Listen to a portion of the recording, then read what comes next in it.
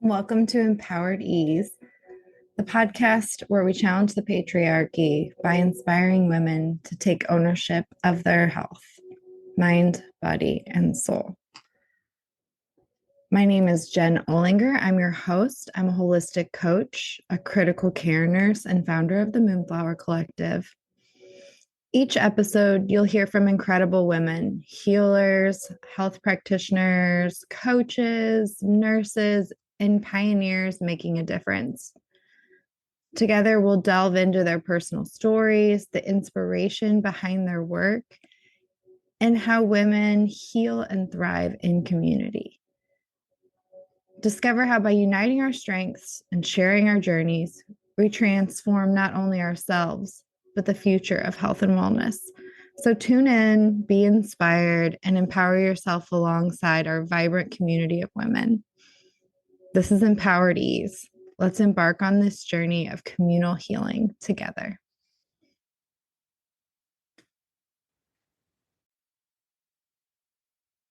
Hello and welcome to Empowered Ease.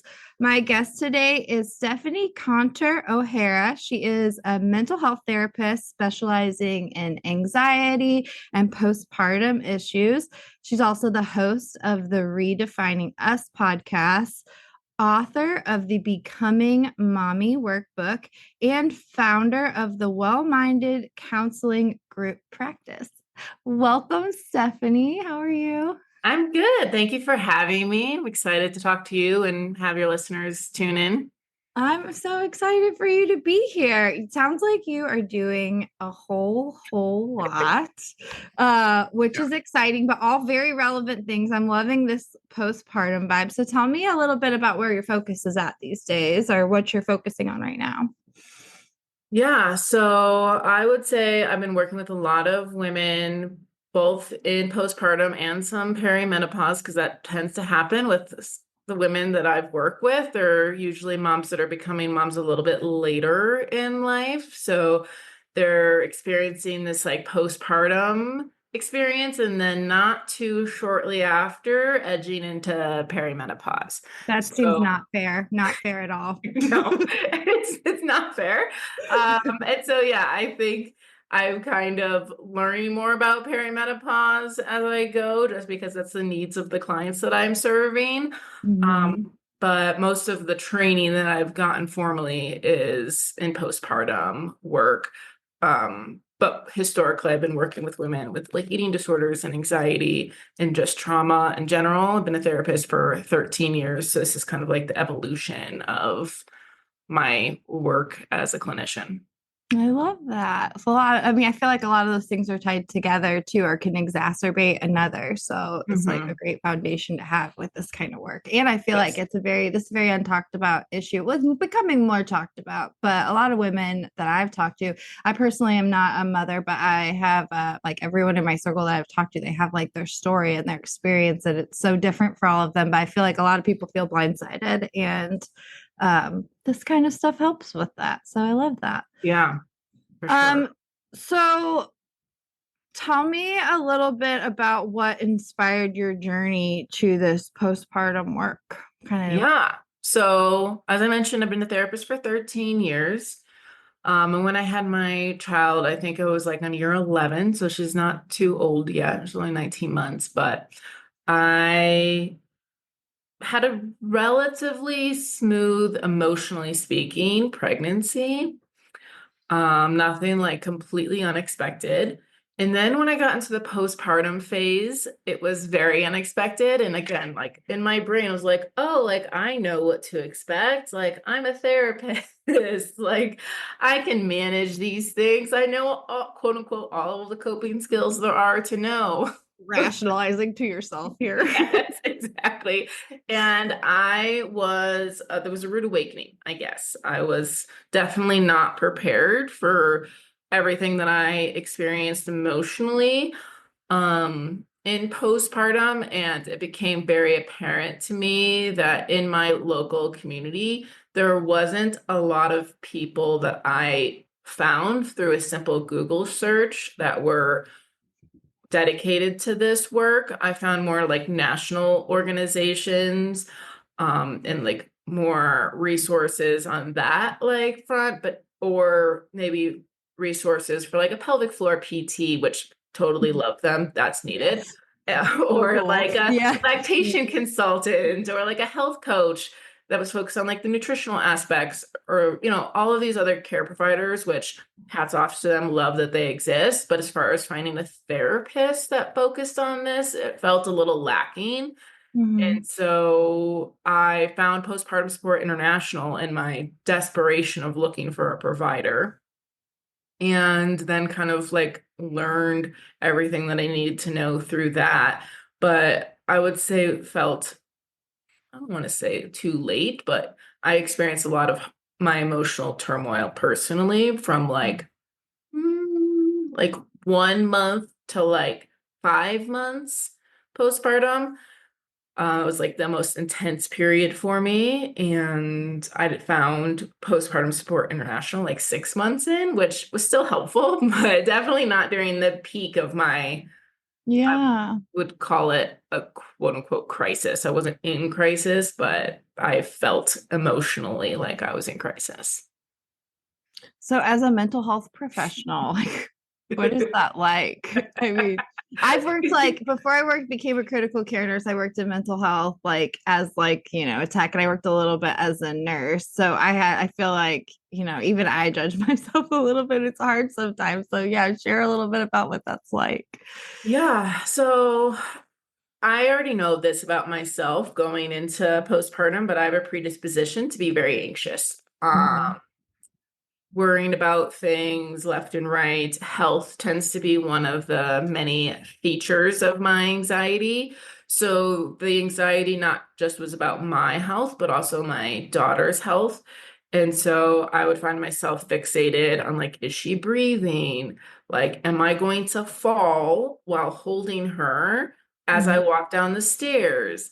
Is she eating enough? Is she sleeping enough? What is her brain development like? Is she meeting all of her milestones correctly? Like I just became, I'm going to use the word obsessive about Mm-hmm. these things to a point where it was consuming most of my day, like doing research or like watching her or like talking to other people about what is your kid doing? Like, is my kid behind? And I just it was really all consuming Mm-hmm. for me. And I don't really think I could like really take a deep breath until she was in daycare. And I know that might seem weird for some people, but it kind of felt like, oh, there's these other people. They're gonna help her get reach her milestones because these are trained professionals on like child development. Like I don't need to become the expert in this anymore because now I have these other care people like in my life that are going to help her like reach these milestones that I was so afraid that like I didn't know enough to help her reach or I couldn't keep her healthy enough or all these beliefs that I had about myself. So I really, yeah, I got really wound up about that. I And that was like my understand. experience. And like upon reflection, I was like, oh, it's a little obsessive compulsive of me. And my anxiety, I think, just like reached a different level than it is typically during that time. Yeah. Do you think it was like the break of going, like once you have a little break to like have a little self-awareness of like what's going on, or like of Yeah, having that like, oh, finally someone I can trust with them. So I take a little moment for myself and like, oh my God, things aren't right. yeah, I think that played a big part of it was having the break, having other people I could trust, like now part of what I would consider like my team and like my Hmm. village. And then also my breastfeeding journey became a little less intense during that. I had what people would probably consider like an oversupply.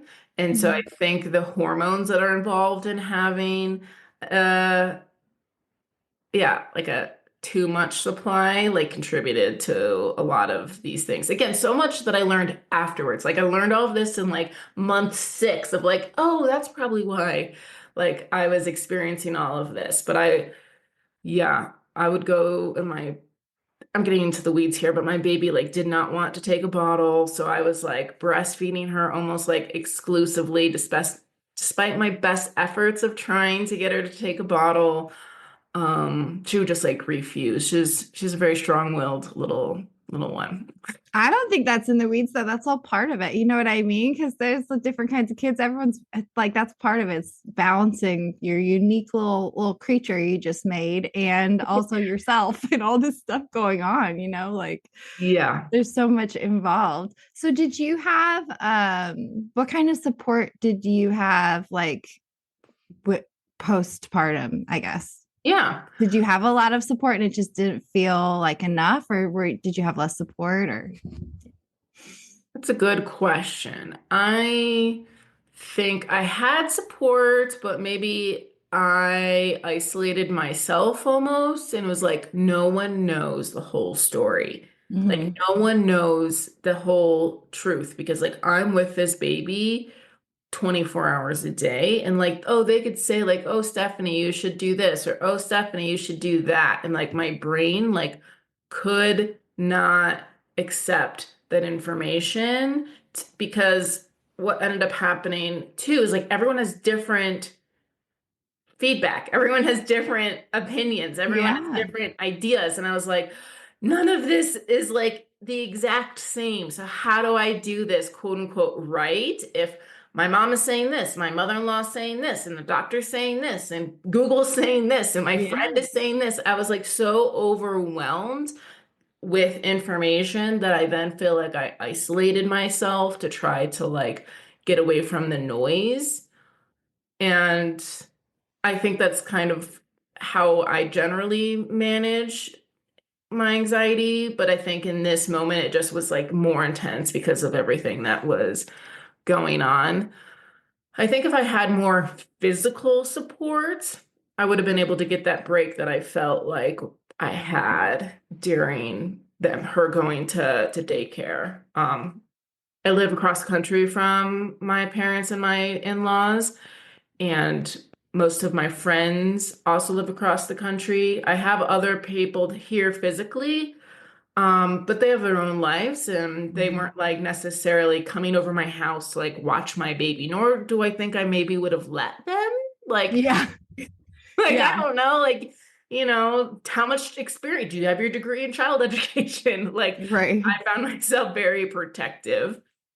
My partner was Understand. definitely around and helpful, but he had a full-time job and I was staying home for the first like 4 months. Um, I mean, don't even get me started on paternity and maternity leave in this country. I It's like know. absolutely ridiculous. Like, Yeah. yeah, my husband had to use his sick time and all of his PTO to even like take time off in the first month to help support us. And a So, lot of women have to do that too. You know what I mean? It's like everyone's using all their PTO and all their sick time just to try to bond with your new little family member. It's not fair. yeah, no. So, yes, I had support, but I wasn't in-person physical support so that Gotcha. maybe would have been helpful. Yeah, and it's hard to take advice too for people that aren't there, and then everyone wants to share their experience, and you're like, "That's beautiful," but that's not exactly what I'm going through. Yes, So, yes. what was like the turning point? What's the point that like flipped it for you, if there was Well, one? yeah. Well, I do think her going to daycare was helpful. And then really when she started sleeping, I had read some like nonsense on the internet about, I say nonsense now, but then I thought it was like the gospel about like child attachment as a Mhm. therapist, like having attachment concerns was like high priority. And I Mhm. had read somewhere that like children need one person to like really attach themselves to in order to have like secure attachment. Which looking back, I'm like, there have been millennia that there have been multiple people around a child that they have been able to attach to in order to still develop secure attachment. But I had read something that as long as I have one person, I think I read it as mean like I have to be this one person. Right, that's my job. Yeah, that is like my sole purpose right now is to be this like secure attachment figure. And so I read that they needed that for like the first 6 months. So I felt like I couldn't give myself a break until then. So I Yeah. think when that time had hit, at 6 months, I was like, oh, okay, now I can like take a deep breath. But if I were to redo it all over again, I would have like reminded myself that like, oh, they just need a secure attachment. That doesn't necessarily need to be like me 100% of the time. Like it can also be my partner. It can also be a nanny. It could also be my brother. It could also be, my sister. Like it doesn't need to be just me that she has a secure attachment with. But I think my brain in my panic like forgot basic information. I don't. That's so common though. Like as a nurse, like I hear so many moms when they're in the ER with their little one, they're like, I just can't like have so much appreciation for people who break it down for me. Like I'm not a nurse because I'm not in my nurse brain. Like that's not what's going on in there. I'm in my mom brain and I'm not thinking like anything but that. So, I think that's Yeah. really normal. Yeah. And scary, so scary. Yes, so scary. And I don't know, I took all these classes to like prep for birth and like prep for like the first 2 weeks. And looking back, I keep like thinking to myself, like, if there was like a prep class of like how to be an attuned parent that was like available at the hospital, not that I had to go like digging for like on the internet, but like something that was widely available that I wouldn't have to like again, I go back to like I just wasn't thinking about that. Like I Mhm. wasn't thinking about how I was going to experience postpartum. I was thinking about taking care of the baby because that's what all of the classes and the books that were suggested to me were about.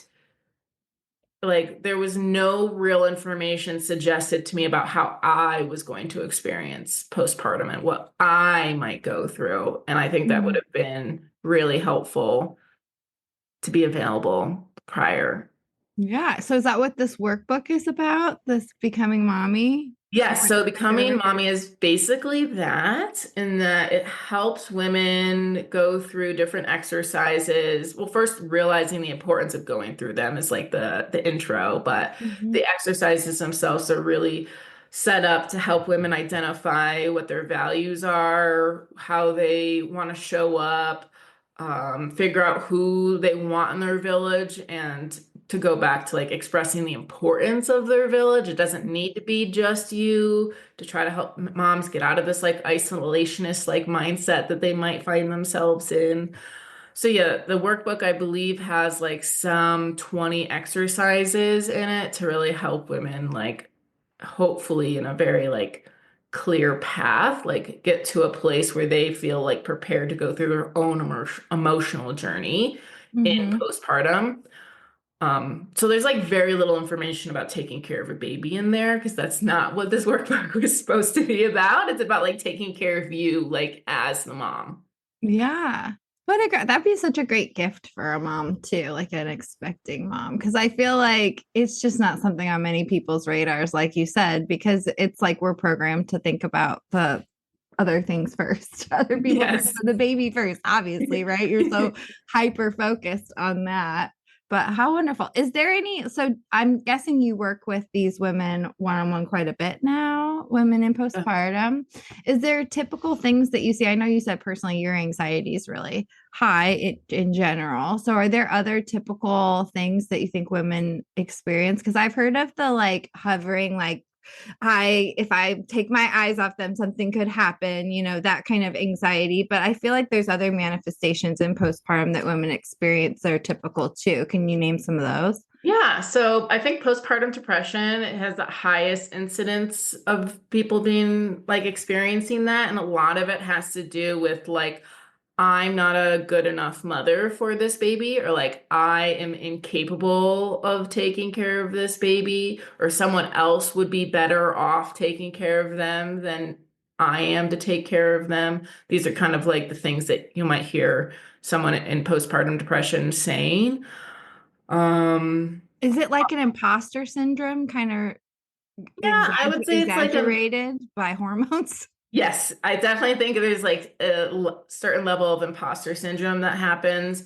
And then there's this like grief or loss that shows up Mm. around like, oh, my life is no longer the same. Like I'm different. My life is different. Like where is the old me? Oh, Like, yeah. Like in an instant, there's a constant thing there that is on your mind that will never be off your mind again. yes. So there's like this huge transition that creates this like grief feeling. Oh, yeah. For your That old you. That yeah. makes so much sense. In your old life and your old relationship even like now your partnership is no longer a Mm. partnership, like you're in a family dynamic, and like so how do you shift that becomes a big question that women tend to wrestle with, and I think that can also create feelings of loss or grief because now Yeah. they are not just oh, this is my partner, like, oh, this is the father of my child, or this is the, you know, wife of my child. Like it happens both ways. Even a lot of men experience postpartum depression as well. It just manifests differently. Yeah. I'm not an expert in that, but that does exist for women who are like, I why mean, is it my makes husband sense because that so role changes too. You know what I mean? Their role of the kind of attention they get and the kind of care they get also because you don't have that kind of energy. Yes. Yeah. So the woman's effort towards the man changes, but also their own effort towards themselves changes, just like it does with a woman. Like now I have to take care of this other person. I can't just like go blow off steam and play video games or watch a sports game or go hang out with my buddies. Like I now need to be here like for this baby. So I think both people are experiencing this huge life transition, which could, again, like the loss and grief, I think is pretty Yeah. common. And transitions at the same time are so hard in a relationship anyway. You know what I mean? So it's Yes. better if we go through them one at a time. Yeah, exactly. Oh gosh. Okay. So I love this. This is great info. What do you say the worst of it is typically the first 5 months after or I think it depends. So it's interesting fact that most women who experience postpartum depression or postpartum anxiety typically feel the most suicidal between months 8 and 10. interesting? Okay, that is very good to know. And I think it really has a lot to do with, at least this is, again, I don't want to like bash on research institutions, but there's not a lot of research into this. It's more of just like what they've found from experience. But I think if they did take time to research this, my anecdotal opinion is like in the first 0 to 8 months, like your baby needs you like a lot. And at 8 months, they start becoming a little bit more independent. Like they start crawling usually, they start eating more solid foods. So I think what happens, again, there's no research really diving deep into this. There should be. I don't know when that's going to happen. One day, hopefully, there will be with all the Yeah. other women related issues understudied. Yes. But I think there's this like kind of like with when people take antidepressants, right? Like there's this phase where you're like in the deep of it and you're not even motivated to do anything. And then when you get on an depressant, usually the depression starts to lift and you have more energy. And Mm-hmm. then that can lead to more suicidal acts. Mm-hmm. And so I think the same sort of mechanism is happening here of like why most suicidal ideations and acts in postpartum happen between 8 to 10 months because there is a more energy like level that you're getting at that phase in postpartum. You're not just surviving anymore. You get a little space to think about what you're actually, how you feel. And it can hit hard, I would guess, especially if Yes. because when you're in survival mode, you're not processing anything. You're just doing, Yes. which you're Yes. lacking sleep Yes. so much. So you're Yes. definitely in survival mode. Oh, Yeah. well, that's pretty So powerful to know. yeah, so to be like monitoring that for yourself, or if you know someone that's in postpartum, if you're a therapist that works with this, or even any other provider, to just be more mindful that the risks of hurting themselves or committing suicide is between 8 to 10 months. Okay. So let's get into some of the advice you've got and the tips and what people should be looking for and how to support and all of that because yeah, I want to know now. Well, think the first thing is like remembering that typical baby blues is really only the first 2 weeks. Like if you're experiencing anxiety, depression after that point, it is time to seek like additional support. Like I Mhm. think people think that it's just normal to feel depressed or like normal to feel anxious. I know that was part of my story of like, oh, this is just how it is. Like, yes, that can be quote unquote how it is, but that doesn't mean you need to do it alone. Like, that means that you should seek out support, that you should go talk to a provider, and reach out to those resources because if it lasts longer than 2 weeks, that means it's like clinically significant enough to speak to someone because at a clinical level, like usually only 20 to 30% of women like experience this past the first 2 weeks. So if you're a part of that, like there is support and there are professionals out there to help. So I just wanted to say that because I think normalizing that it's you need to reach out is helpful.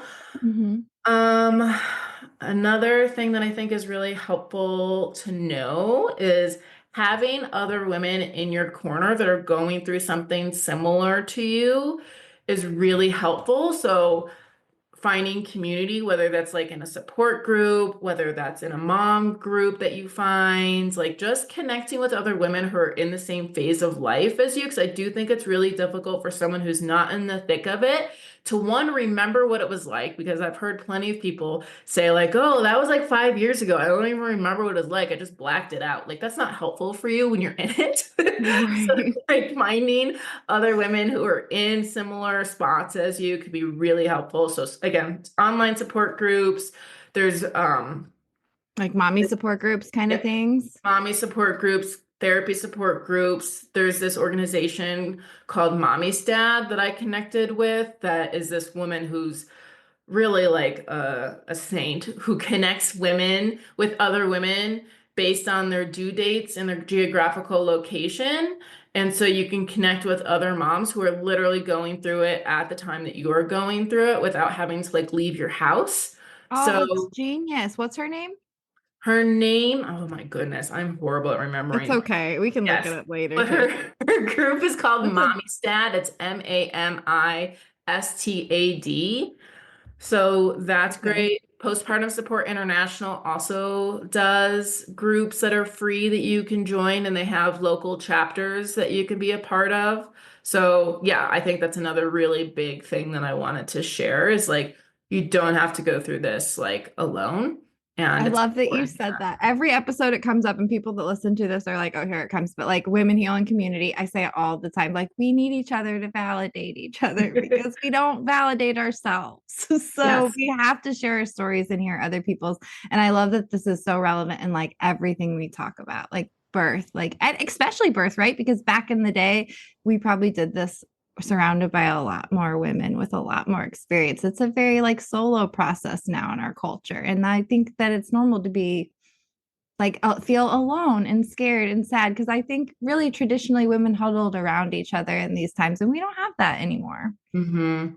Yeah. And looking for other providers, I think also helps. Like in my experience, even just talking to other women, they're like, oh, I didn't even know pelvic floor like PT existed. Like I didn't know that there were like sleep consultants that had like a variety of ideas, not just the cry it out method, right? Like Right. Yeah. finding providers that speak to what you need, not just like what they think is best is really important. So making sure that there is an alignment between you and your provider Yes. is super, super important. Just like I would say with a therapist, like not every therapist is going to fit you. Like not Mhm. every PT is going to fit you. Not every lactation consult is going to fit you. Like do the hard work. Unfortunately, it's hard work to like find the right provider. Yes. Just settling for one is only going to lead you to feel more in misalignment with yourself and your values and your goals. And you don't have time for that as a mom to feel in misalignment with what you need. That's the best advice in every aspect of health. If a provider is not taking you seriously or somehow blows off what you say or bounces over you, that is not the one for you in any way. You need somebody that hears you when you talk and when you bring up a concern, like addresses it. And if they don't, that's not the one you need to be seeing. Straight Mhm. up. like Yes. with your OB, with your therapist, with everybody, with your cardiologist, like all of them. So I love that you Yeah. said that because that's great advice. And I don't think we feel a lot of people feel empowered to switch providers. We just think they're all that way, and that's not true. They may be harder to find, but there are people who care and listen to you. And maybe it's just like a personality thing too. Maybe that provider listens to other people. You just need to find the one that listens to you. So, Mhm. but Yeah, and if advice. I was gonna say if your provider like doesn't listen to you, like it's okay to say like, hey, you're not actually hearing me. This is what I said. Like Mm-hmm. just because they're experts, I'm using quotes for those that people that can't hear or see me, like Air just quotes, air because quotes. they're experts, like doesn't mean they're an expert in you. You're an expert in you. So advocating for what you need in that moment is super helpful. My workbook kind of talks about that too, of like different ways to approach providers when you feel unheard by them. Or bring But someone with you who does feel confident too. Like, I don't think that's weird at all if you have some mouthy nurse in your family like me. And you want someone to go with you to feel like help you ask questions. Sometimes I think that, like, that's also very appropriate. Maybe your husband's a little better at asking questions than you. So you bring him along and have him back you up, whatever it is. I think yeah. that's helpful too. If you just need a little, some of us have help pushing back. So bring someone with you who will help you push back if that's what you need. Yeah, and having like clear expectations or clear ideas about what you want, I think is helpful too, rather than just being like, oh, whatever happens, happens. Like both in the delivery room and Mm-hmm. in the postpartum care, like having a idea of what you want or having someone there that can help you like figure out what you want and advocate for you is really important. I love doulas for this Me reason, too. so Me I too. definitely I don't encourage know people if to find one. do you listen to Something Was Wrong, that podcast? Have you ever heard of that? No, I This don't. episode is about birth trauma, which don't listen to it if you're like, don't listen to birth trauma if you're having a baby. But if you're post it and you've had some kind of birth trauma, it's great to listen to. It's very validating. But one thing they stress in that a lot is like having someone with you who's there for you, like in your birth experience. Because really, when you go have a baby, it becomes about the baby, a lot of it, which is great. That's what you want as a mom, right? But Mm, you need someone who's there for you. And a lot of times, a doula, they've been there a lot and they are dedicated to you. They're a great person to explain what's going on. That's normal. Or no, that's not really normal. So that's a great person to have there for you because a lot of people, you go into healthcare, even I'm a nurse, I'm in healthcare all the time. I would have no idea what we're doing in OB. Whenever I've had OB patients, I like grab those nurses and I'm like, help me. I don't know anything about this. So, yeah. you know, And there's postpartum doulas, which again, even in my being pregnant, I didn't realize that that was a thing, like having someone there for your care in postpartum. yeah. And now, like you were saying, you live across the country from your family. I do too. I think that's so common too, where like it's not necessarily your mom and your mother-in-law can just drive right over. You know what I mean? And maybe they Yeah. can, but still, can they drive over every day? Can they really be there? Are you really connected with them? There's so much at play there. You really have to Yeah. find the And even support if that works for you. your in-laws or your mother lives in the same town, I'd also just want to give voice to like people are retiring later in life. Like both Mm-hmm. my mom and my mother-in-law work full time. So even though they came to visit me and even though they're available for phone calls and text, like they couldn't be available for probably how much I wanted or needed someone Or available. how much they probably wanted to too, Yeah, honestly. that's true. Exactly. Right. So like having someone that's their job or their role to be of support to you is really helpful. So even if you don't live across the country from your family, like getting that support is, I think, so important and like undervalued potentially from like the perspective of like you don't know that you need it until you need it sort of thing. Yeah, for sure. I see that a ton. So, is there any other kind of advice for you have women going into this to help them prepare? I know this workbook is great, and honestly, I think it's a great gift for anyone. You guys know people having babies. It's a great gift. But what other advice would you give for women, or maybe like I kind of want to say like I know you said past the first 2 to 4 weeks, but other signs maybe to identify in themselves that maybe you need to reach out and ask for a little help. Cause I'm one of those people, I'm usually like so deep in it before I realize like, what did I do? I buried myself. Yeah. Well, I do think it's important to say that if you've already have a predisposition to have mental health issues, like you're Right. probably going to experience that in postpartum. So just be aware of that and maybe seek out support beforehand or have a plan for your aftercare. Would Um, you say, sorry to interrupt you, but would you say it exacerbates for people kind of the struggles they already have? Or would you say there's things that are totally different as well? Or, I think well, it could be both, right? Like it okay. exacerbates the situation. If you already have anxiety, if you already have depression, you're going to be very likely to have that. I think I can't remember the stat because I don't have a brain for that necessarily, Me but either. Numbers don't stick. unfortunately, a lot of people even get diagnosed with bipolar disorder in postpartum.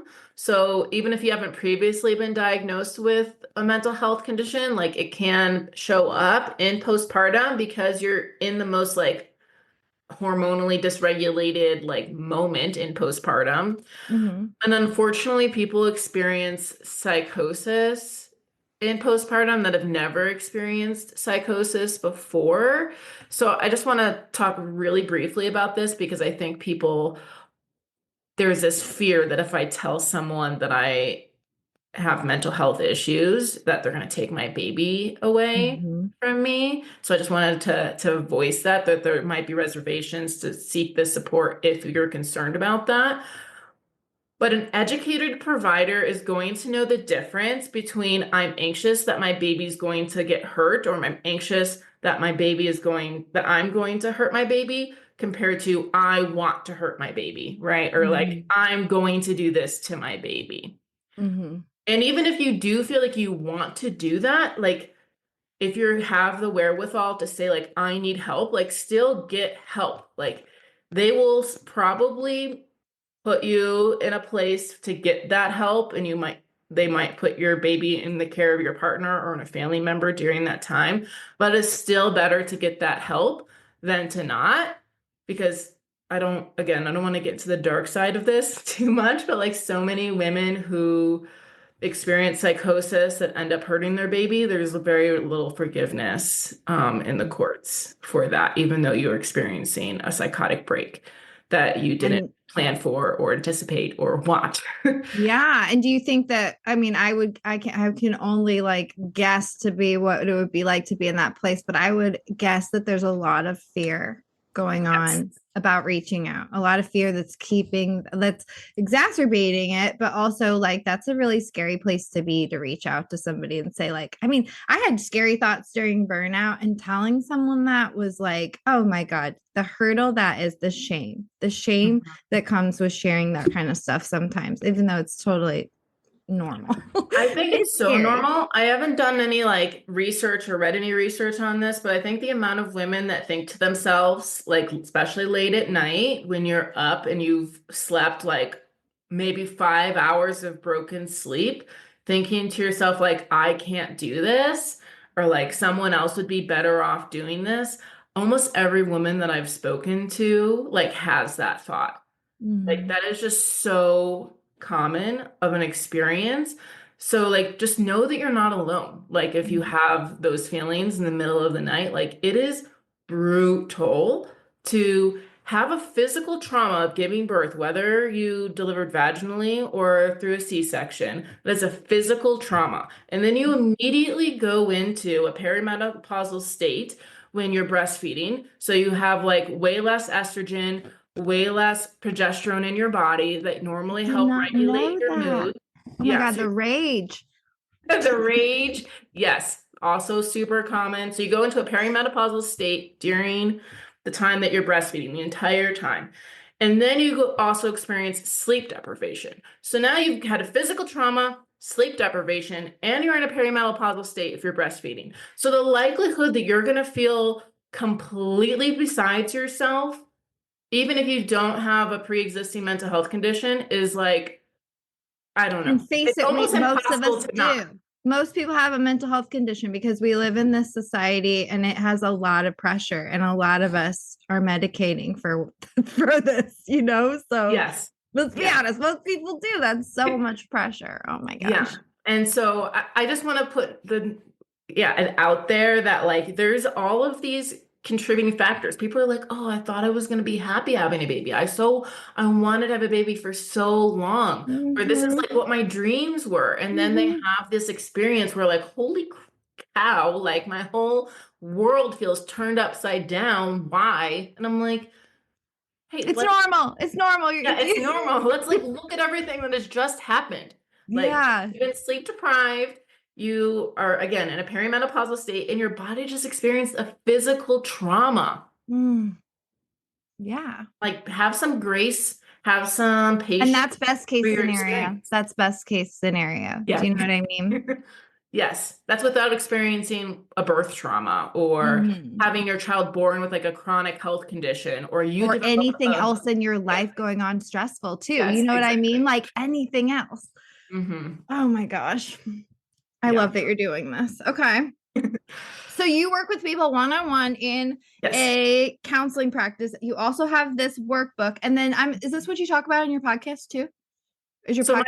podcast does talk about this stuff, but there's also other people that come on and we've talked about just the transition that women go through during different phases of life. That's what kind of redefining us is about, is like through each transition, whether it's a new job or having a baby or a new marriage or going through midlife or experiencing perimenopause, like women and men, but the podcast is about women, are going through transitions like all of the time. And in each of these transitions, we have to redefine like what our values are, who we are, how we're going to Mhm. show up for ourselves, for our community, for people in Mhm. our lives.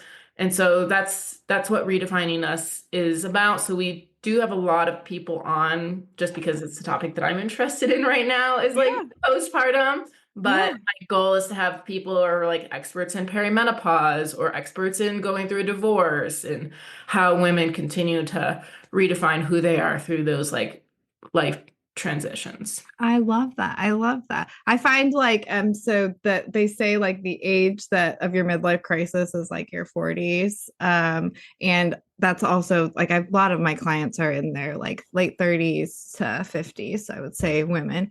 But it's also the time where our values shift, like our hormones are shifting and we're shifting from like this like trying to be like present ourselves to the world and an achievement to like we start valuing our peace and that a little more. And so I think I love that you're focusing on transitions because it's so powerful, and that's like a lot of times why I end up seeing people, because we're in this like powerful transition of life, which also involves a lot of hormone shifts. So Yes.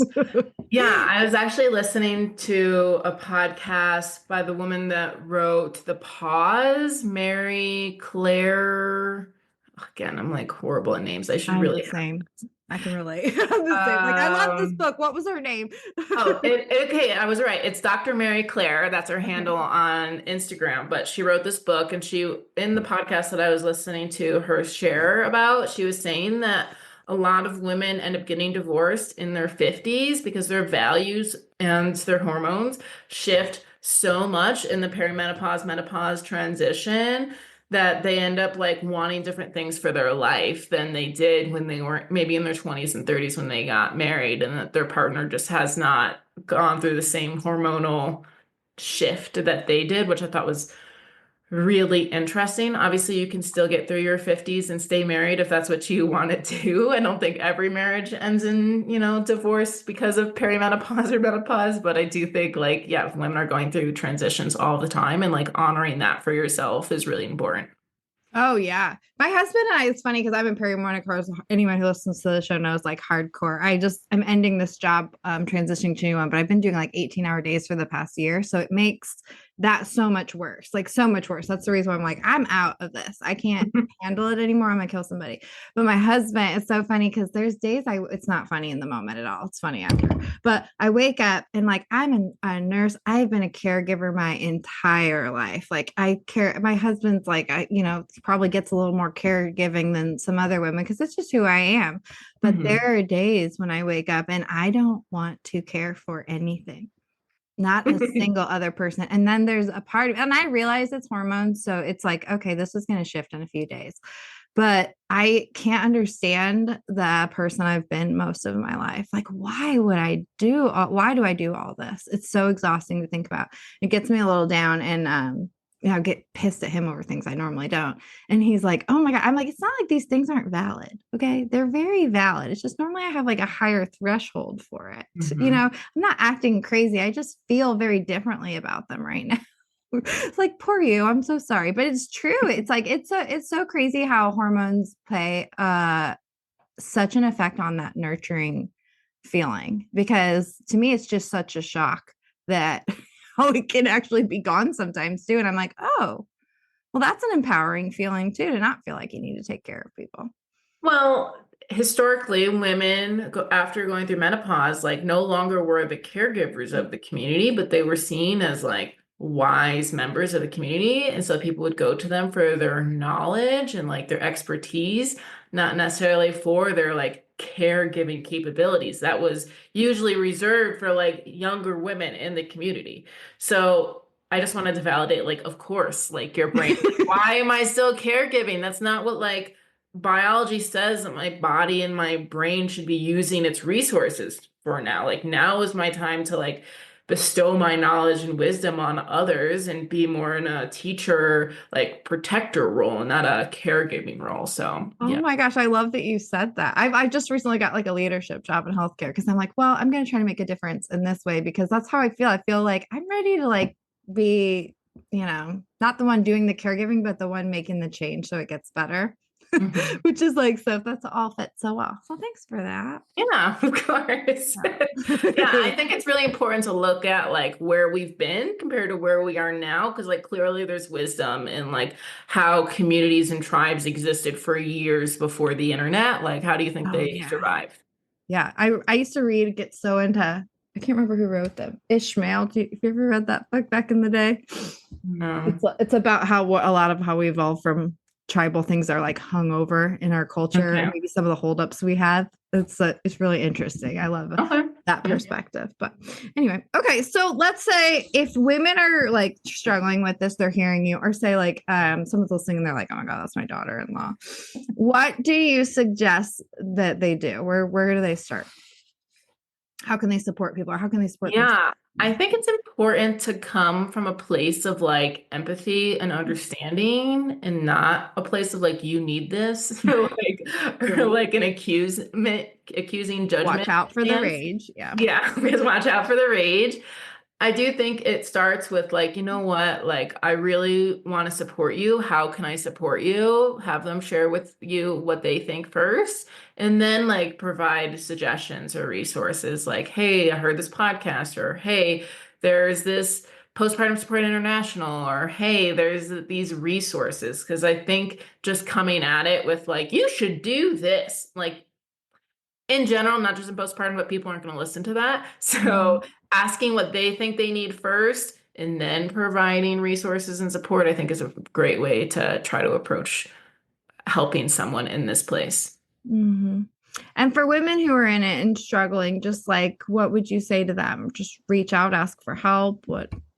Yeah, no, you're not alone, first of all, because I think that's super helpful and you're not crazy and you're not broken and like you can be a good mom and you can do the work. Like the fact that you even care about being a good mom, like already makes you a good mom. Yeah, you're there. Yeah, you're The already fact there. that You've you're already, worrying yourself sick, you're there. yeah. So remember that. And yeah, like you can Google, you can reach out to me. I can hopefully help provide resources for you in your local area. Postpartum Support International, I can't speak their praises enough. That's an I love excellent that. organization based out of Oregon. Um, Yeah. Feel Where can free they to. find your workbook? Where can they Yeah. find where do you live? Do you coach? Is your therapy just like restricted So by I state? right now only do therapy. I do have a Redefining Us community that I'm trying to get off the ground, Love that I'm that. hoping to gather like more women who are interested in talking about these types of things. So that is for anyone in the United States, not just those that are in Colorado, because that's where I have my therapy practice and that's where I'm licensed in Colorado and in Florida. So you Okay. can't work with me one-on-one if you live in either of those states. But as far as just connecting in a community sense, I have my Redefining Us community that you can find on my website, wellmindedcounseling.com. I have my podcast, Redefining Us, that's located on all major platforms. Again, you can also find that information on my website and my Instagram. And I have a YouTube channel, Redefining Us, that shows all of the podcasts. My workbook is available on all major online retailers. So Ooh, you can find it anywhere from like bookshop.org to Amazon to Barnes and Noble to Target. Like if you just get it, you can, or search it online, you can have it shipped to your house. I love that. That's perfect. Well, Yeah. it's been so fun talking to you. I feel like I could ask you like a million questions, but it would be a little off base. So maybe we'll have you back another time to talk about some other aspects of all of this, but I loved it. Thanks so much for coming on. I want to ask you, I ask everyone this. So, what is your go-to? So, like, say you're like super stressed out, overwhelmed, shut down. What is your go-to self-care when things are like getting out of control that helps you like bring it in? Yeah. I am someone who really is fueled up by alone time. So if I can take time, even if it's like 15 to 20 minutes, to sit and do an activity. It depends, right? Like I think sometimes I needed to sit down and do an activity, sometimes I need to go for a walk. So those are probably the two things that I do depending on my mood. If I'm like really overwhelmed and I need a quiet place, I just like to sit down and color. Like that might Oh, I sound love that. Yeah. like something a toddler might do, but like I I do that too. I have a love it. adult coloring book. Yeah. It Yeah. helps me focus my thoughts sometimes because there's so much racing. Yes, it's like so, and you can't be anxious when you're being creative because it actually is using the same part of your brain. So you can't be anxious while you create. So if you're anxious, try to sit down and create something because you just can't do both at the same time.